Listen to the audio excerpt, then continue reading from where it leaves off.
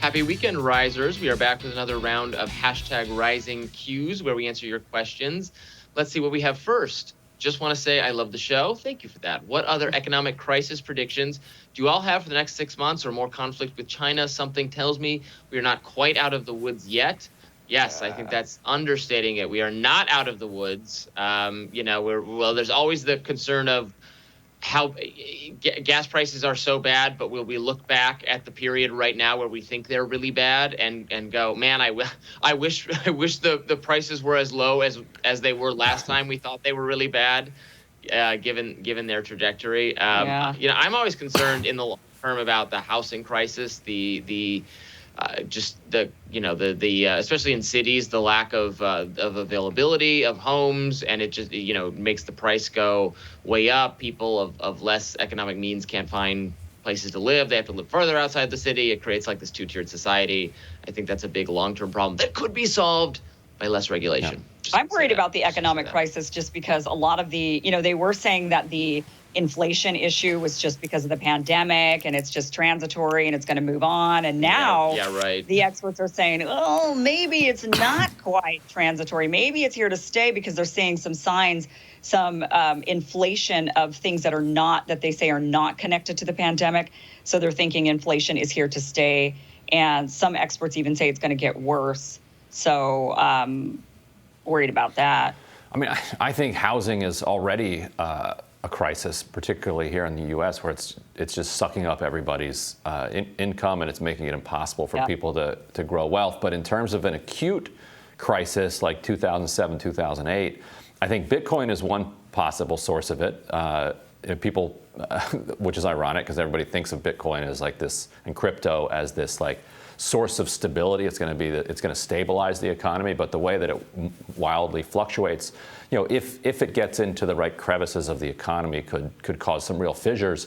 The other potential source I could see would be a significant contraction in China, because China has had this rapid growth year over year over year over year, and she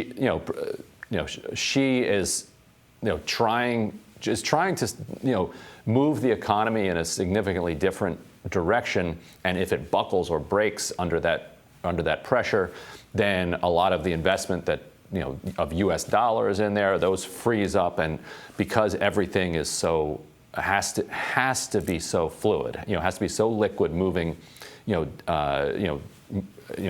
through the day and then through the night, and if there's 5 minutes of freezing of the economy, it can bring everything to a halt. So a collapse in China could trigger a worldwide collapse. I think that's the most likely place that it could come from. Yeah, possibly. All right, let's move on to the next question. With trust in public institutions so low and corporate media so polarized, as it is an FDR-style presidency that fights corporate power even possible? I would actually say it's more like a Teddy Roosevelt-style presidency that I would like to see maybe come into play. And I think actually not only is it possible, but it's inevitable. I think that with the way things are going, the public is starting to turn against the establishment on both sides. I think this is why Bernie Sanders, we're already seeing the rumblings of this. This is why Bernie Sanders was so popular. This is also why Trump was so popular, for the same reasons. And I think that the reason why we'll see another outsider come in who is totally outside of the realm of what anybody's thinking of. I can't even think of who this person would be, but somebody who is completely out there would come in and say, I'm going to shake things up. We're going to change the establishment. We're going to get money out of the government and the influence of big money out of the government. I do think that we'll see that a person rise up. I think it's inevitable. I just don't know when. And then the other thing that we have to remember is the establishment fights back really hard, right? They don't like this at all. We saw how Bernie was treated. We see what happened when Trump was in office. We see them really, really go full court press against the person. So somebody would have to be very strong.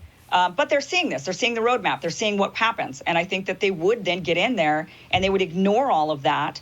And I think it's inevitable. It's just a matter of when and who. But the issue is the corporate powers end up purchasing the reason the government struggles to contend with this is they end up the most powerful and scary corporate influences they end up exerting disproportionate power over whatever the regulatory process is so that it benefits them. I mean, there's no better example than, Facebook right now is everybody's real scared of Facebook.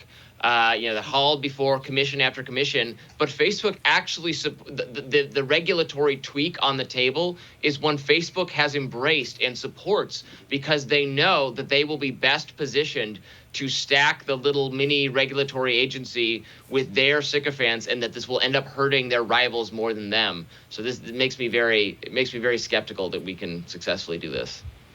Right, and in order for one of these types of FDR people to arise, it would have to be some type of populist celebrity that comes from outside of the system that has an independent base of power, but immediately they would be sucked into our kind of polarized vortex and kind of stripped of that unifying character that brought them there in the first place. So it seems like it will be very difficult to pull off, although there are definitely going to be attempts made. The last one is for me. It says, "What's my favorite movie?" I'm curious what your guys' favorite movies are too. I would say One Flew Over the Cuckoo's Nest has always been my favorite movie. What? It's incredible. I was going to say the question is, what is Ryan's favorite movie? So I was going to say it's not a movie; it's like a book, and it's the encyclopedia or something. The book is also one of the best books I've ever read, and it's that rare combination where the movie really delivers, despite the book being one of the best books of the 20th century. This is a good choice. I'm a huge fan of both the movie and the book as well. My favorite movie is probably Zodiac, actually, which we're in California. I know it's a random, the one with Jake Gyllenhaal and Mark Ruffalo and Robert Downey Jr. I think it's actually a really good movie about journalism, how journalists become like obsessed with obscure things that stop mattering to most people.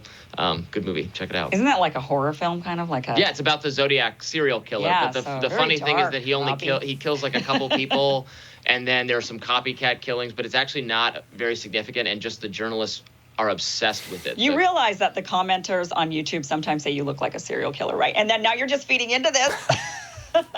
You're feeding into it when you're like, my favorite movie is about a serial killer. I'm only a person of interest in most of those cases.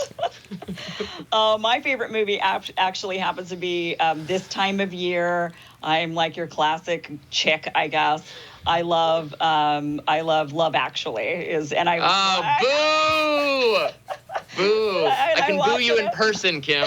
And I watch it every Christmas. Oh. Cut the mic. It's my favorite movie. Yeah. You and my wife and my mom and I know we love that movie. It's like total classic chick flick movie. A lot of us women love it. I don't know why.